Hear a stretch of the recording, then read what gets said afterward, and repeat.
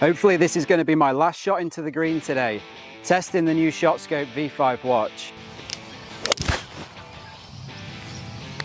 Be good. That's my first 18 holes in the bag with the ShotScope V5 watch, and we've got some stuff to talk about. So as I said, I've just been out and tested the new ShotScope. I've had early access to it, but I wanted to make sure I got at least 18 holes in before putting out any type of review. Because we can all roll out the marketing information, but is that really the truth behind the watch? I also wanted to make sure to take this out today to test the battery life over 18 holes. It started the round at 100%. After 6 holes, we were at 91%, 81% after 12 holes, and I've just completed my round at 70% battery life. Now I've been testing it as much as I could out there. I've been moving pins around, moving holes around, doing everything I could to try and find out what works and doesn't work on this watch for you. And for me, that's probably the best battery life I've seen in a ShotScope watch to date.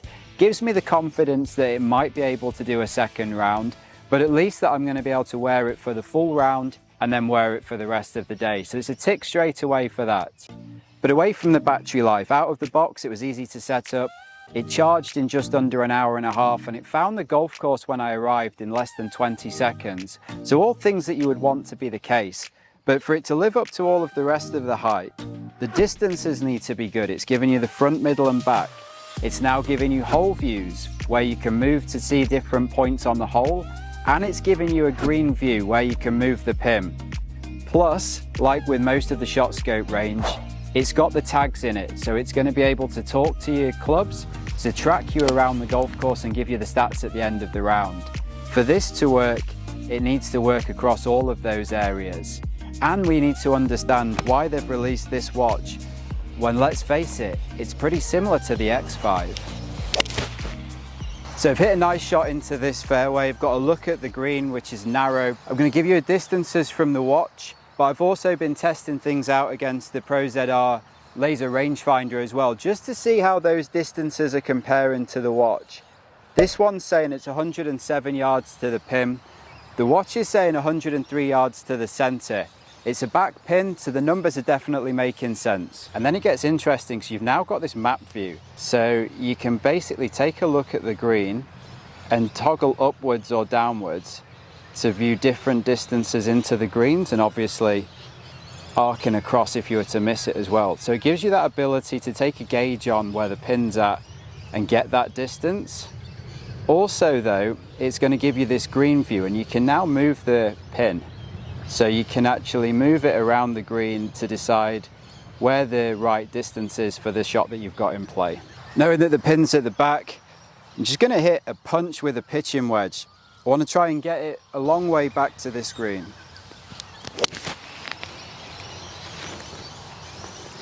If it stays there, it should be good. Yep, on the green. Putting works just the same as with all of the other clubs. You've got the tag in the top of your putter. You just go about your business as normal, take your putts. Hope they go in. And then all you have to do when you come to the hole is select on your watch the number of putts that you've had and confirm your score for the hole. It does everything else for you. A big factor with the ShotScope V5 is going to be where does it sit in the range. Now I'm a ShotScope fan, I've gone through a number of their watches. I started with the original V3 watch. From there I went to their premium watch, which is the X5, and alongside the X5 they released the G5. It's an interesting play by ShotScope. The new V5 is so similar to the X5. When you have them side by side, I mean, they're effectively the same watch in terms of the strap, the interface and what they can do. The difference is being that the X5 is a slightly more premium version. It's got a metallic outer rim to the frame, slightly different finish to it, and it's touchscreen. So it's got a little bit more tricks up its sleeve. I think the difference then for the V5 is that they've obviously released it because the touchscreen wasn't for everyone. The V5 has got rid of that. It's all completely controlled by the buttons on the side of the watch. And they've gone for a slightly cheaper, perhaps, looking face, the plastic. If you didn't have these watches next to each other, I don't think the premium feature would really be something that you would notice. The V5's a great looking watch, but when you put them next to each other, you can tell the difference. But in doing that, I believe there's about a £40 difference in terms of the prices of the watch. The X5 coming in around $279, and it's going to be £40 cheaper for the V5. Possibly it's going to be different prices, different countries. Maybe you'll be able to find some specials in different places. But I think that's roughly what they're looking at. I have to say that the watch has been good so far. Obviously it all works from the tags that go in the top of the clubs, and they're connected to the watch so they're talking. So as soon as you hit the shot, it updates and it knows what club you've hit. And then it can update that in your stats, and everything is being tracked as you play the round. So this bunker shot, distances you've hit, all mapped on the course. Oof, that was close. Hit the pin.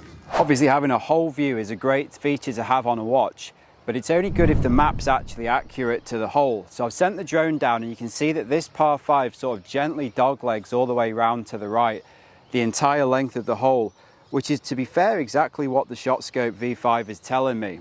It also has that ability to move your driving point, so I can work out roughly where 240 to 250 yards is on the corner to give myself a nice line from this tee to try and start the par 5 off right.